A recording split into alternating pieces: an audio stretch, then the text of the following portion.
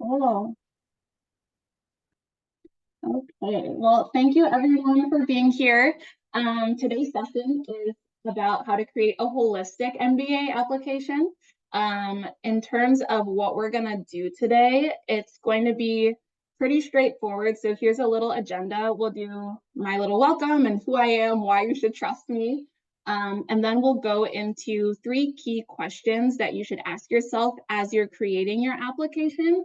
And we'll do a little bit of like an exercise for each one of those so that you can actually come away with something tactical and tangible. And then we'll do some Q&A and close. It's great if you can have your camera on. I just feel like it makes you more tuned into what's going on. But if it's 12:03 a.m., it's also understandable that that might not work for you. But if you can put your camera on, I love seeing faces. It lets me know if I need to speed up, slow down, anything like that. All right. So here's a little bit about me. As Amelia said, I'm Keta. I'm a coach with Leland. And what I do right now is I'm the founder of a fragrance startup that I started working on while I was getting my MBA at Harvard. I then went on to do some accelerators and raise some angel capital. And that's my full-time job. Let's see, in terms of what I've done and what I did previous to business school, I worked for Kraft Heinz, the food company, and then I worked for Carnival Cruise Line, so some big Fortune 100 companies, but a pretty unusual background to then take to my MBA. During my MBA, I did many internships. I did a consulting internship with A.T. Kearney and did receive some full-time offers from them and other folks.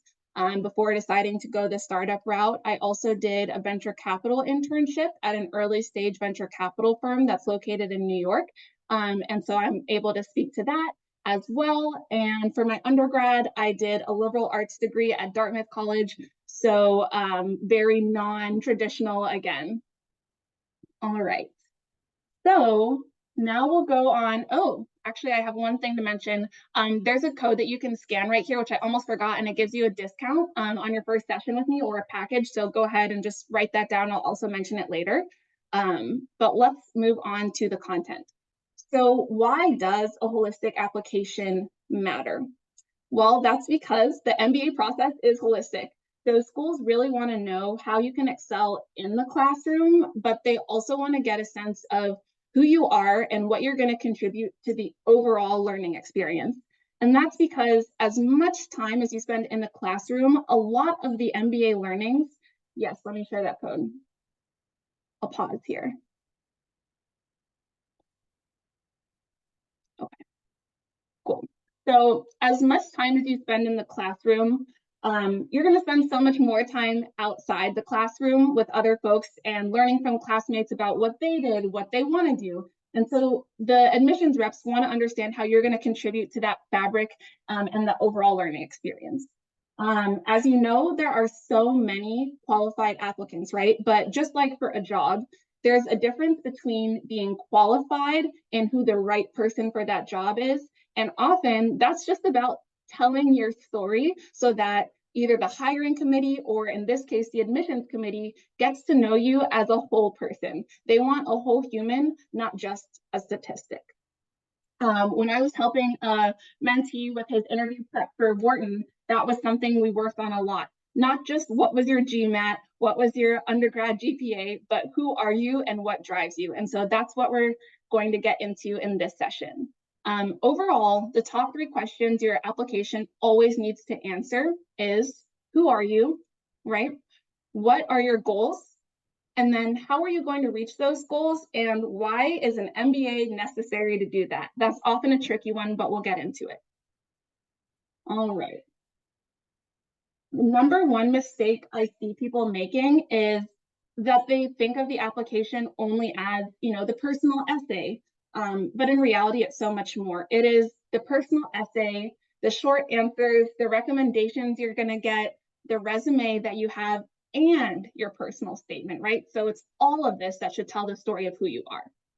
All right, so now let's dive into the questions.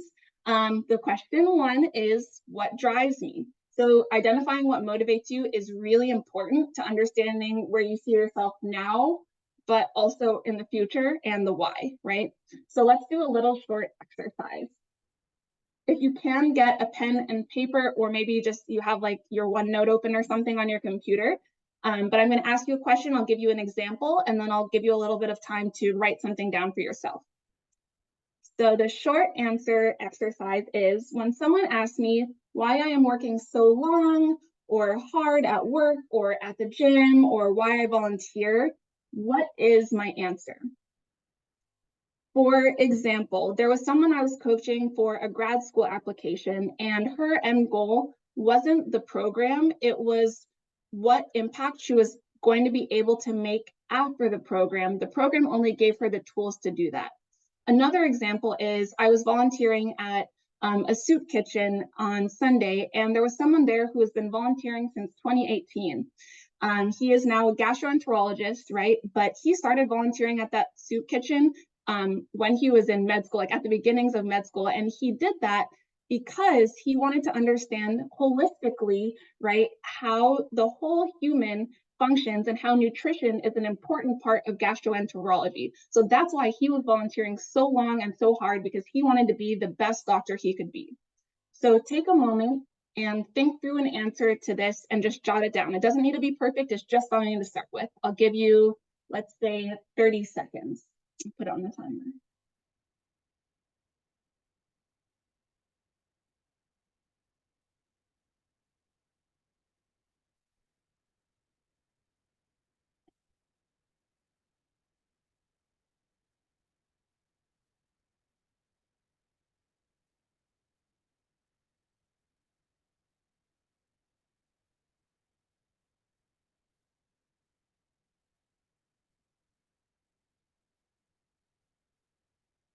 All right. So any big questions or feelings or emotions that came up when you were trying to answer that question, you can type it into the chat.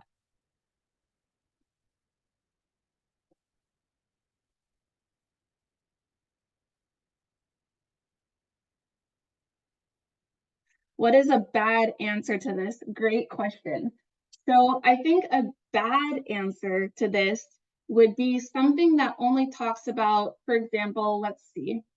If someone asks me why I'm working hard at work and it's like, well, I want to make more money.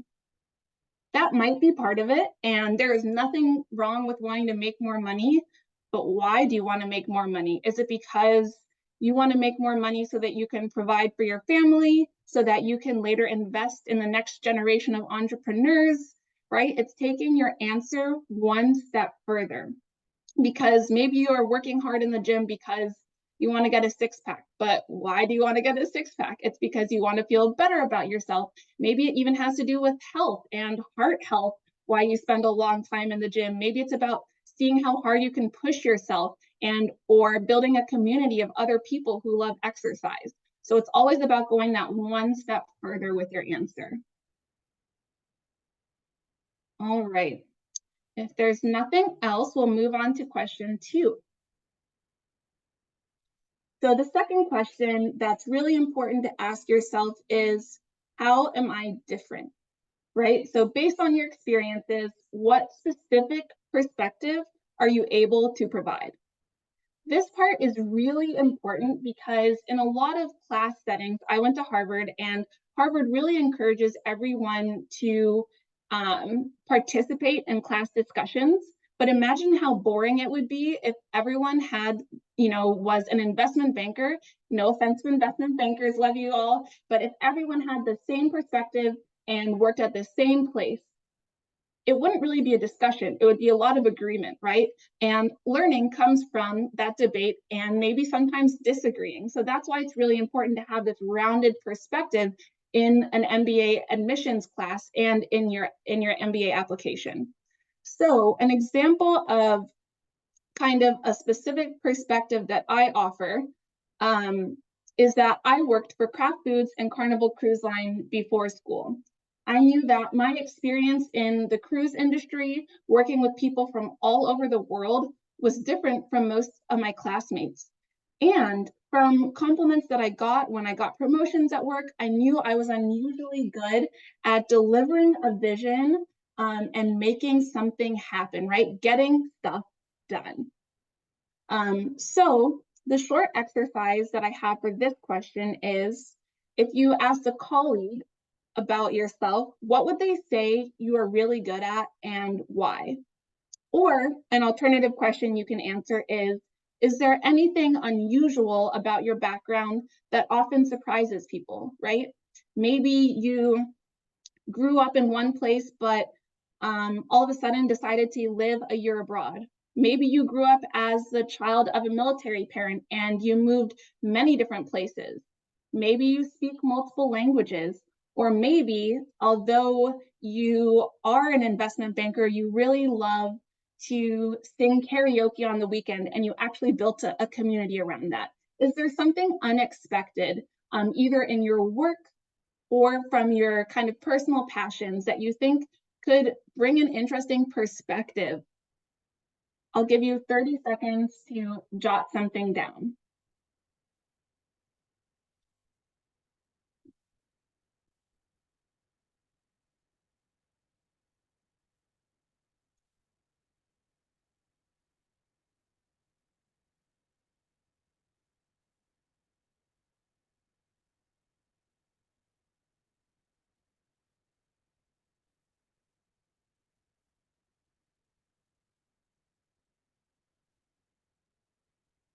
All right. Another example that might be useful for the second question of the, is there anything unusual about you and your background that surprises people? For example, I knew that my upbringing in a very Caucasian town to an immigrant mother provided me with an unusual lens to see things through, right? The idea here is not to pick only the one way you're different, but begin to flesh out how your path may have zigged where somebody else's didn't. Okay. Any questions or thoughts or emotions that came up with this one? Was it easy? Was it hard? You can just drop it in the chat.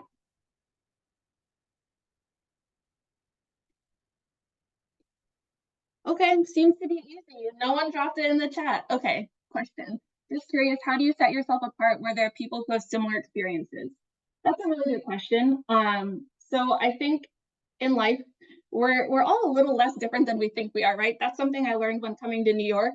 There are probably 1,000 people who kind of look like me or kind of dress like me, but nobody is me. Nobody's had the exact experiences that I've had, or maybe if they had similar experiences, maybe I reacted to those experiences differently. Maybe because of the similar experiences that I had, I chose a path where they didn't.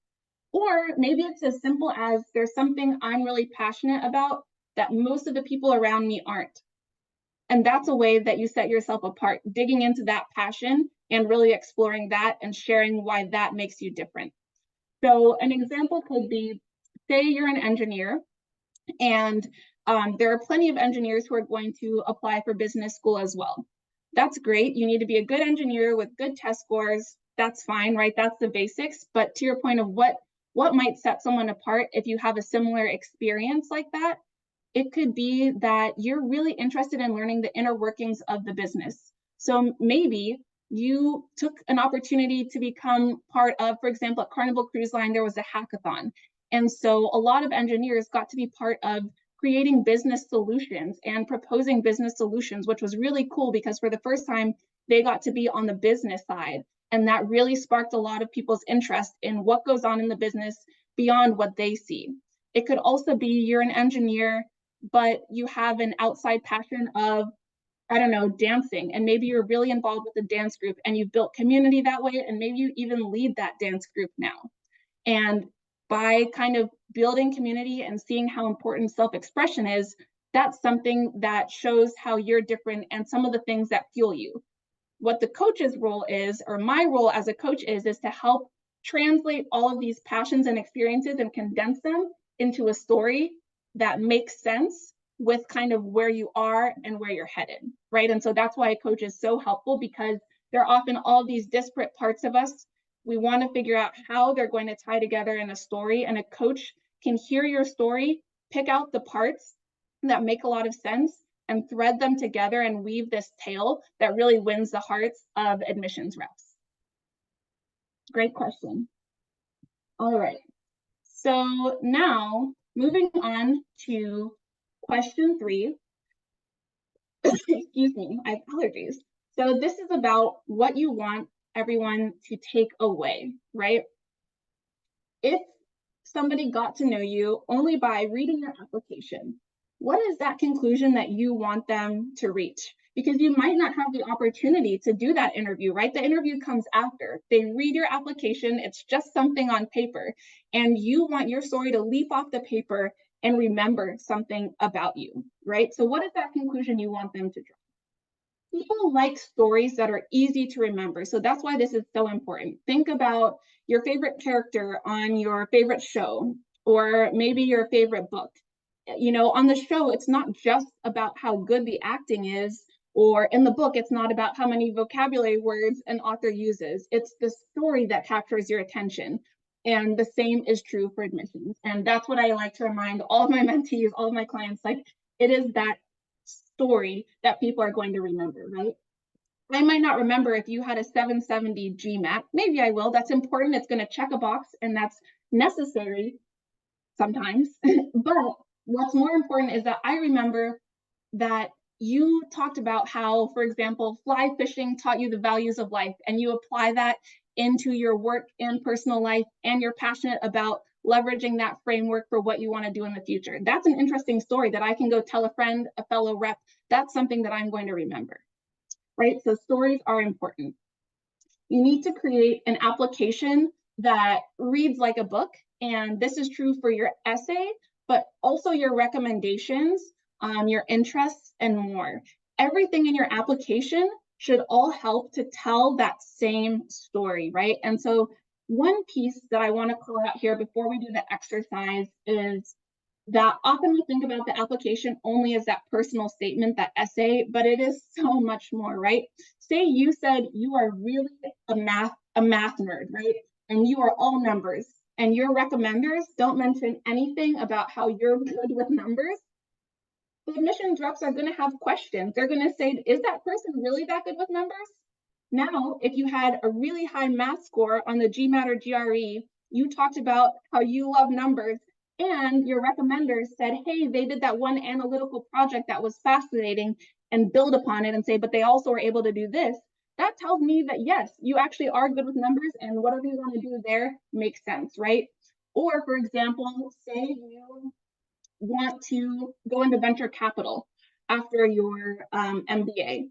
And you, in your personal statement, discuss that, but your recommenders who are supposed to know you and they're supposed to be interested in what you're doing, say that you plan to, I don't know, you plan to be a bioengineer. That doesn't really match up, right? Not everything needs to tie out exactly, but it needs to be the same path, saying, hey, I noticed she had an interest, or he had an interest in maybe these areas of investing, or they had certain qualities that would lend itself well to doing what you want to do after, right? Having all these pieces of your application should help to tell this bigger story.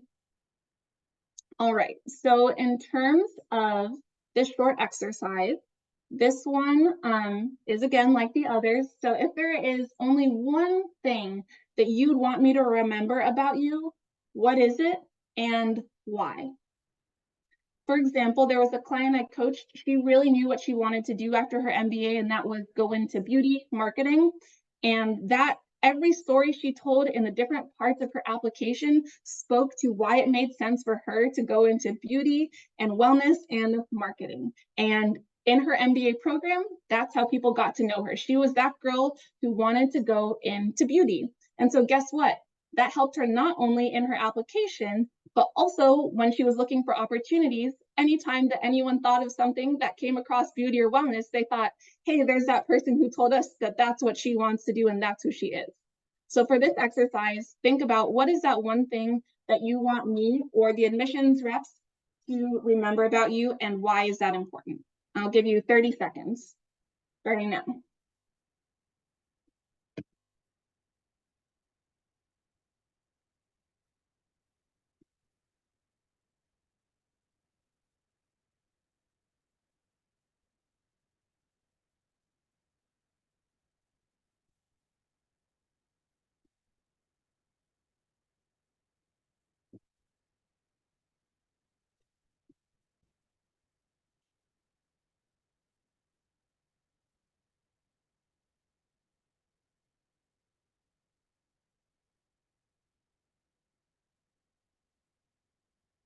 right, let's wrap it up. Okay, any questions or thoughts on that one? If you found it hard, don't worry, it is hard. Crafting your application is hard, and that's why there are coaches who can help. Sometimes you might want a whole package for an application strategy because you're like, I don't know where to begin. Sometimes you're like, I have it pretty down, but maybe I want a little bit more strategy, and that's where some of the hourly sessions can come into play. Or maybe you're like, I'm feeling pretty good about my personal statement and my test scores and the list of schools I'm interested in, but hey, I need help thinking through recommendations and my resume. We can do that too. And that's what a coach is here for. We're here to help guide you through your process so that it's not so scary. I remember that when I was applying for my MBAs, I didn't use a coach because I was afraid of what that might mean. And I learned when I got to the MBA program, so many people use coaches, and it probably would have been smart to do that. A coach can help you cut down on a lot of the time that you're going to spend thinking about, does it make sense for me to do the MBA? What schools could I be a good fit for? What do I need to do in the application? What should I do first, second, and third? Is there a structure for this kind of thing? We have those templates and tools and resources to help you, and it's our job to help guide you so that you can put together the best application that you can, and feel really good about whatever you submit. Okay, so it's not weird if you're feeling like this is kind of hard. It is hard. And this is the kind of stuff that we'll dig into, and the coach should help you be able to flesh out, right? They should be really good listeners so that they can listen, take it all in, and then say, hey, this is what I'm hearing as 3 themes that emerge. Let's work through those. All right. Okay, any thoughts or questions on this exercise? How do we make sure that they relate to our stories and experiences considering diverse backgrounds of applicants within the word counts? That's a good question. So I would say, one, the interesting thing is a lot of the admissions panels have seen people from all over the world applying, especially depending on schools. If it's like the M7 schools, they see a lot of diverse applicants, right? In terms of socioeconomic, race, culture, age, where you're like geography. So they've probably seen it all. So that's one good piece. In terms of winning somebody over in that word count, that's where the coach helps. But if you don't have a coach, what you can do is you start big, just like a presentation, right? Write down maybe in a Word document everything that you want to say. Then you try to revise it and revise it and revise it and get it shorter and shorter. Something that's also helpful if you don't use a coach is to use some peers, something like that, to say, hey, can you read this through? Not to say if it's good or bad, but hey, can you read this through? Tell me what the takeaway is here. And then you'll know if your point came across or not, right? Because if you said the point was to show that you're really interested and passionate about X and they got Y, you'll know you need to go back to the drawing board and then revise, revise, revise. In terms of examples, if you join Leland, there's a lot of stuff available on Leland Plus that's really useful. So I would recommend that because there are a lot of templates if you're not ready to go the coach route that you can leverage. However, I would caution you that, just like I was saying about it being a holistic application, copy pasting and cutting somebody else's thing and trying to make it work for you is probably not going to be the way to go. So those are really helpful as a resource to kind of reference. But then you need to think about how it's going to work for you and what makes sense for you. All right. So let's wrap it up. So I would just say we'll keep it short today. I'll open it for Q&A after this. But really, I want you to remember 3 things. First, telling a story matters. Okay, it really does. The best brands tell a story, the best movies tell a good story, the best books, right, tell good stories. Telling a story matters, and I cannot emphasize that enough. You want to be memorable, and the way to be memorable is not to have the best statistics, right? There's always somebody who can have the perfect SAT, GMAT, GRE score. It's about everything else about you that makes that story. Second is the application is the sum of its parts. So while the essay is part of telling your story, it's thinking about how your resume helps to tell that story that your essay tells, how your short answers help to tell that same story and the recommendations as well. So there really are many components, and they, depending on the school, are equally as important as the personal statement essay, okay? And then third is that everyone has a unique story to tell. If yours hasn't come across yet, keep going, okay? And that is what a coach can really help you figure out. When you say, I don't know how I'm different, the coach will ask, tell me about yourself. Tell me about some of your experiences. And it is our job to be able to hear what you're saying and pull out those threads that are going to make for a unique story, okay? A coach can be incredibly helpful to just really help navigate this admissions process because it is complicated. It can be time consuming. So a coach can help tease out the unique story, keep you on track, and help you put your best application forward. That is all I have for today. I have an open Q&A for a few minutes, but I'm being mindful of everyone's time. So go ahead and share. You can either come off mute and just share your question, or Amelia might be able to help us if you've DM'd her a specific question, or you can put it in the chat. We'll wait just a few minutes, but no question is too stupid. Honestly, that was something I learned at Harvard as well. If you have a question you think it might be silly, somebody else probably has that same question and they're just waiting for someone to ask it. I got one question, Keta. What do I do if I don't know what career path I want to pursue? That's a good question. So that happens to a lot of people post MBA. You might have some thoughts about generally where it could take you, but that was also something you could discuss with a coach. I would say something I did in addition, and something your coach might ask you to do anyway, is reach out to a few people you know who have done an MBA and see where they've landed and ask them about what they do day to day and see if that interests you or not. You don't need to have a specific, some people know exactly what they want to do, and that ends up being what they want to do after their MBA. But the best thing you can do is take time to think about what type of opportunities might interest you. And hopefully the MBA will push you one way or another. It's okay to say you don't know exactly what you want to do, but then it's important in the application to be able to address why the MBA will be important to you figuring out what you want to do. Love that. Another question.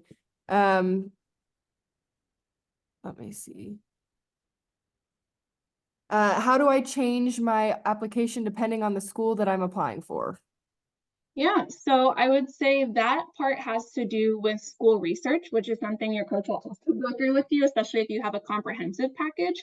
Part of the application is, crafting your own personal application. Part of the application is researching the schools, understanding the school values, maybe even speaking to a few people, alumni from those schools who are often happy to chat for 15, 20 minutes.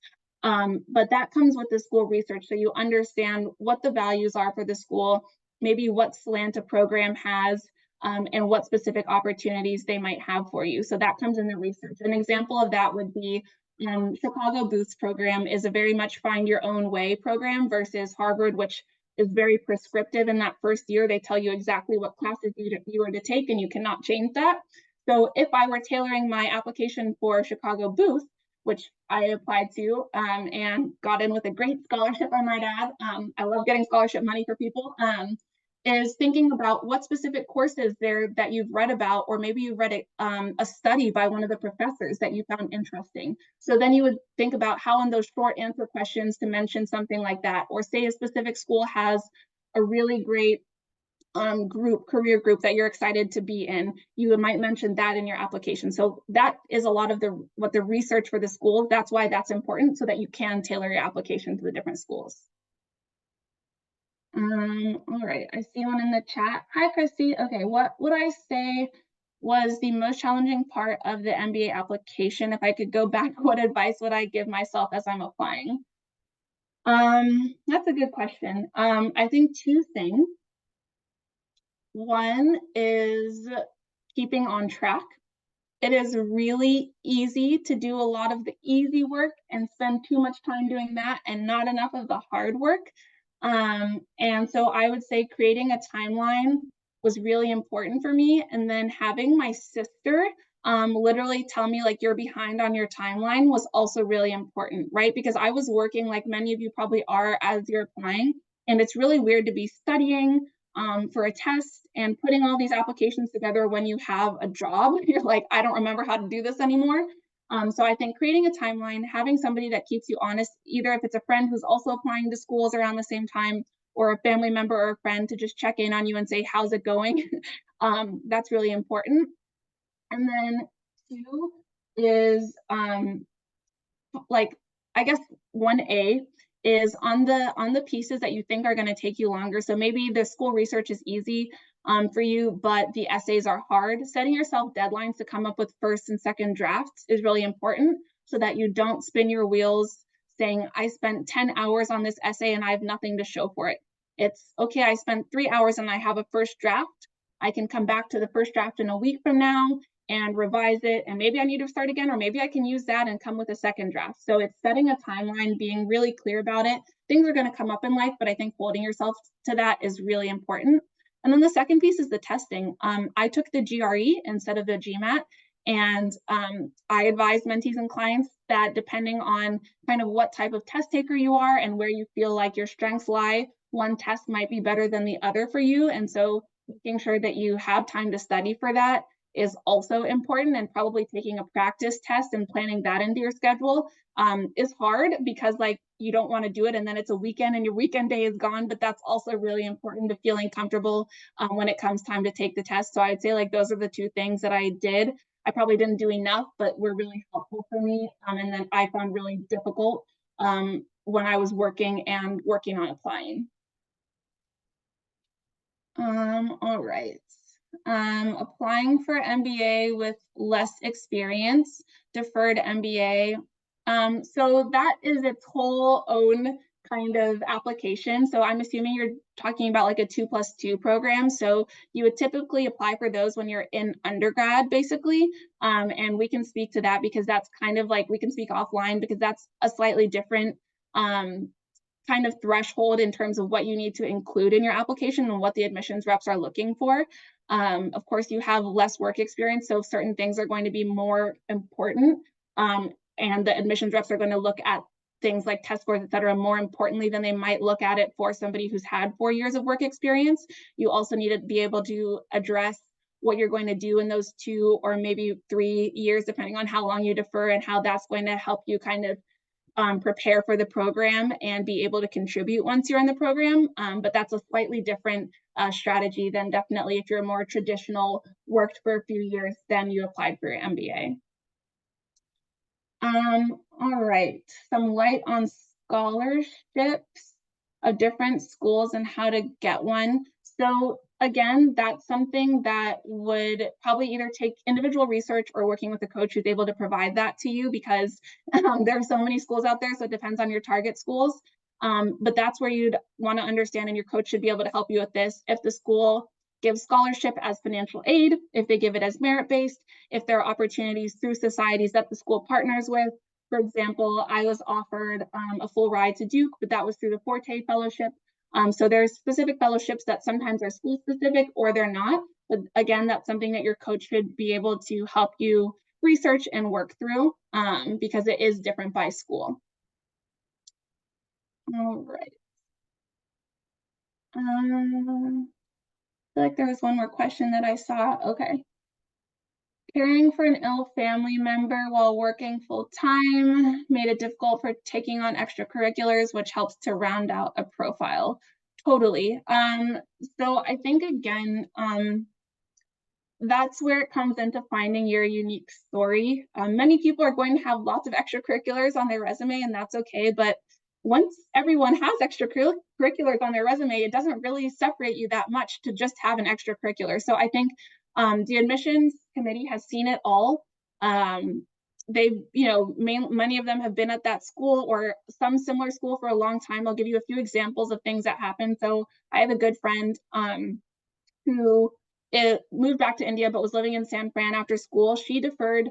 She got into Harvard, and I met her there, and she had to defer her her admittance for a year, which Harvard does not really do, but she had an extremely ill family member that she had to care for. And she was very scared that in doing that, she would be giving up her spot. But Harvard understood that it was an extenuating circumstance and allowed her to come the next year. And so I would say, some other examples of people who have non-traditional backgrounds are somebody who came from the military, right? You probably didn't have a lot of time for extracurriculars if you were stationed abroad and you were doing a lot. So it's not really about padding your resume. It's about telling that story about how you cared for that family member, maybe some things you learned, maybe how it was frustrating, maybe how you learned how to navigate work even while you had that emotional drain. And maybe if that changed your perspective on anything in life, then that's something that we could also include as well in your application. So it's about finding what you can speak to honestly and authentically.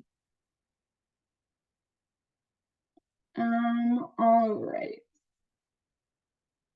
Sorry, I'm just thinking. Does that help, Ashley? Does that answer your question at least a little bit? Okay, awesome. Okay, anything else? There's one that, some people work at companies like Goldman Sachs or McKinsey, and they seem to get into MBA programs more easily. How do you set yourself apart if you work at a lesser known company? Yeah, that's a good question. It definitely, there are certain companies that have a lot of people that go towards certain programs, especially because, for example, McKinsey, since you brought that up, certain management consulting firms might have kind of a pathway to help you prepare for your MBA and everything. So it's kind of a well-known path. However, I would say in my cohort, in business school, so Harvard divides you into little sections of 90 people out of the 900 people that get accepted per year. And we had some McKinsey people, we had BCG, Bain, we also had people who worked at companies you've never heard of. And again, that was all about telling the story about why you're going to bring interesting perspective. If, again, it was all full of people with Goldman or Morgan Stanley and McKinsey. No offense, I have friends from those places and they're awesome, but it would be kind of boring, right? Because everyone would have a similar experience. And so again, that's understanding that these admissions reps, they want to have people from companies you've never heard of. Maybe it's a family-owned company and you can provide perspective on what it's like working for a small family-owned company versus working for a giant one. Maybe you did something really interesting and you were able to get in the weeds in your company because it was a smaller company versus something that might be bigger with a lot of structure where you're working on one really small piece. So I think, again, it's about the story that you tell. There's a lot that can be done to explain why you don't need these big names to get into a good school or the school of your choosing. All right. So I think those were the main questions. I will, again, put my code in a QR code here. So the great thing about Leland is that before you can either choose to work with a coach right away, if you're not sure, you can book intro calls with us. And so that would be a great way is to either find me if you're like, she gets me, this is what I need help with. You can book one with me, but there are also a lot of great coaches on the platform who have really specific experience. So I would recommend doing some research, finding a coach. Hopefully it's me, but if it's not, that's fine too. I want you to work with a coach that feels really good, but putting an intro call on and seeing if coaching could be right for you, right? Maybe you don't want to do, maybe you want to do a whole package because you're like, please take that stress off of my shoulders. I just need all the help I can get. Or you're like, I just need a little help tweaking this or that. That's fine too. And a lot of coaches like myself offer hourly sessions as well. So I would just suggest that as a next step. Again, my code is here and there's a discount for you coming today. So thank you for spending your breakfast, lunch, or your midnight hour with me. It's been a lot of fun. Thanks, Keta. That was great. If you can join me in thanking her in the chat for her time showing up here to provide some insight into the MBA application process, that would be great. Thanks, Keta. Thank you. Thank you everyone for joining. Thanks, Amelia, for putting this on and facilitating. No worries. Thanks everyone for joining us, especially those people pushing the midnight. Thanks, everyone. Have a great rest of the day. Bye. Bye.